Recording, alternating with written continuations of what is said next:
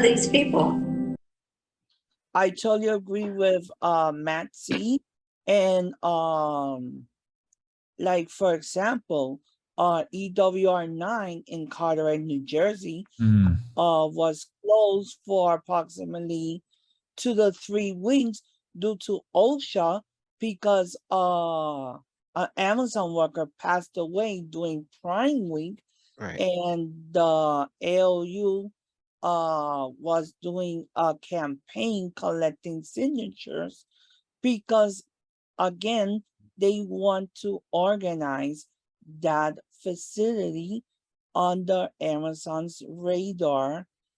And since the ALU wants to unionize every single Amazon warehouse, and having Chris Moss, Cheryl Bryson, Jordan Flowers, and Derek Palmer as the 4 people who walked out on March 30th, 2020, when Chris Moss got fired. We should remember this, folks. In the middle of COVID, Amazon is doing this for a reason. Chris Moss has a case against Amazon. Gerald Bryson has a case against Amazon. Jordan Flowers has a medical suspension against Amazon. Derek Palmer is under the radar against Amazon. They all under the radar of Amazon. Michelle Nieves, she is the executive secretary of the ALU. She has been posting in her Twitter page is flooded with racially profiled things, and I've been calling her out for the past 3 weeks about this, and the organization has been shutting me down because I did the right thing, and now they want me to apologize. And that's the kind of people that they want as the executive secretary.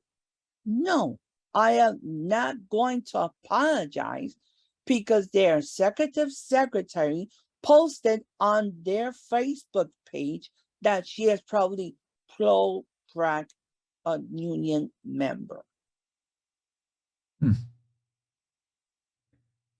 Meanwhile, she doesn't like to appear in cameras. Come on. She should know that she is in the public spotlight. Sooner or later, Amazon will find out sooner or later. Let's be honest. I had to testify as a witness in that trial against Amazon. And Amazon lawyers took every single post from Facebook and Twitter that they could find, and they tried to use that against me. Sure. Yeah, I think Jason's pointing to in his comments something I've noticed, and I've talked with C.A.U.S.E members about. There's definitely a difference in leadership style, organizing philosophy between C.A.U.S.E and the ALU leadership. Particularly, I've had discussions with Reverend Ryan, and obviously I did a lot of discussing with Chris Moss while I was in the ALU about organizing strategy, and I'm fully on board with C.A.U.S.E and had been since the beginning of my membership in the ALU that the only way to build power as an organization and win for workers to continually build out the organization, to build it bigger, to build it stronger, to give more people more power, put more people into positions of responsibility. And so when I first joined the ALU, one of the first things that I pushed for, along with Madeline Wesley, and I'd say Justine as well, setting up new what we call them committees. I don't really like the term committee, but groups for different responsibilities, like Tim was talking about, having finance group, having a materials group, having the newsletter committee, having all these different groups. We had a music group, so that there'd be a lot of different ways that we could recruit people in, not just say, come to the organizing committee. People don't necessarily know what that means, but, oh, you like to do art, you like to do social media, whatever it is, like there's a way that you can come in, and being in this committee, you'll have some responsibility for making decisions collectively within that group. And that'll bring you into the fold of how to do more technical sort of organizing, reducing the barrier to entry, democratizing the organization. Unfortunately, there was a lot of pushback against that. We did manage to set up those groups. Then in the consolidation of power after the JFK victory, right before I was expelled, they shut down most of those groups. They said it was streamlining the organization, but I don't think the organization needed to be streamlined at that point. We're a very small organizing committee. I think it needed to be grown, and I don't think that was it wasn't about efficiency. It was about I think the guiding philosophy of Chris Smalls is, I started this with a few of my buddies. We're the OGs. We make the decisions. We call the shots. Everybody else is here to support our decisions, which we'll make in secret. It doesn't matter.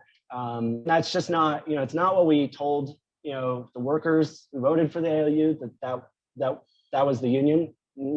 We had a constitution, which had flaws, but had a lot of democratic procedures in it. That got discarded after the election, after the second election. As they brought in a bunch of new lawyers to secretly rewrite the Constitution. Chris completely reorganized the executive board. So Madeline Wesley was kicked out as treasurer. There was no secretary because the secretary previously had stepped down. So that's when Michelle was appointed by Chris. Connor was put into the secretary position, and Angelica Maldonado was moved into a vice president position. Derek was moved down.